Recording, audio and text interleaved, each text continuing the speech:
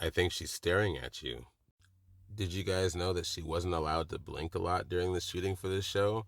She had to learn to blink in between lines. Wednesday, season 2, part 1. Yes, part 2 is on September 3rd, I believe. I don't know how I feel about the whole 2-part season release. So what's this season about? Back to school, baby. They're going back to school. This time everybody's a little bit older. Some of them quite a bit older. Puberty's hit them quite big. No joke. Some characters blossoming out of their shy shells from the last season. Some new characters. And a deeper dive into a lot of the what happened in season 1. This is one of my favorite things about this season so far, is it is not detached from season 1. It is indeed a continuation.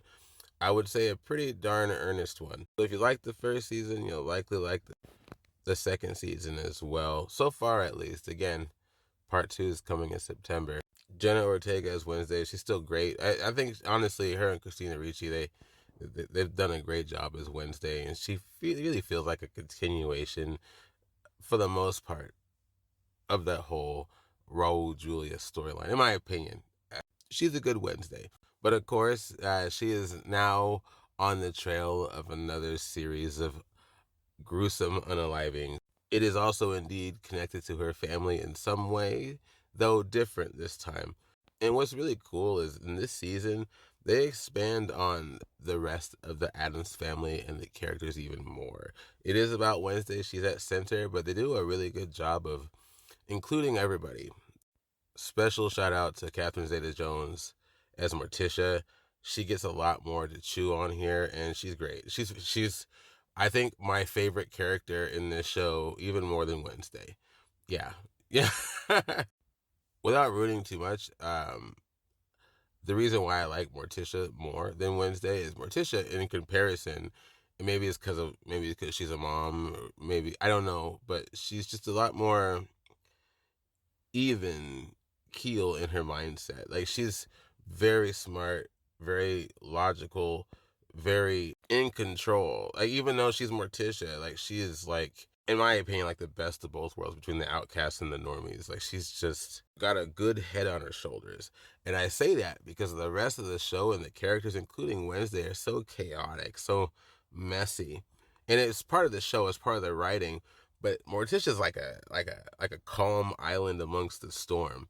Like, I feel Wednesday is correct in her actions. She kind of goes off the rails a bit here. I won't say why, but she does cause a lot of trouble. She does cause a lot of trouble. I mean, bad stuff. Because she has a goal in mind. And Wednesday, when she has a goal in mind, she's gonna do it come hell or high water. Morticia's a bit more calculated than that, and it's fun. There's a big mother-daughter drama between them, and there's a big all throughout the show, back and forth. Picture it, if you are a daughter and you have a mother, your relationship, or vice versa, you are a mother, you have a daughter. It's very, very good, very grounded. Gomez, you know what's funny about Gomez? Like, my favorite Gomez is Raul Julia. I love Raul Julia. He's still the tip top. I have not seen a better Gomez. I have not. But Louis Guzman, he comes in second place, pretty darn strong. And you know what's funny is I don't think he's a good Gomez. I'm gonna say it. I don't think he's a good Gomez. I think he's a good Louis Guzman playing Gomez. If that makes any sense. If you like Louis Guzman, you will like him as Gomez, but you won't think, oh, that's Gomez. In my opinion, Pugsley's in here more. He's got more to chew on here. I love Pugsley. I know Pugsley isn't exactly a traditional Pugsley, but I think he's a really good one. I think he's a fun one. I like his addition. I like his mixture of Gomez and Uncle Fester, really. And same thing for him. He causes a lot of trouble too. Matter of fact, if these two weren't at the school, I kind of wonder if the school would have been better off.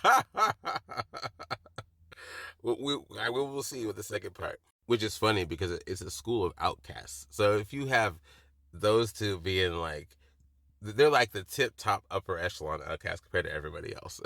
Like, to the point where you almost feel like the Addams family, all of them, they're like superheroes compared to everybody else, including the outcasts.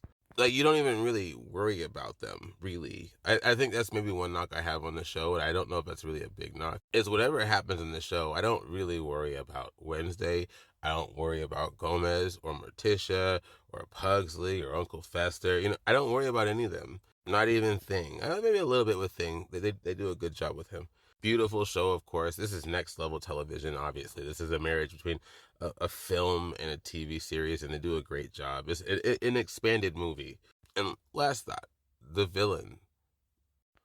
Without ruining too much, I really like the bad guys in the first season. In this season, it's interesting.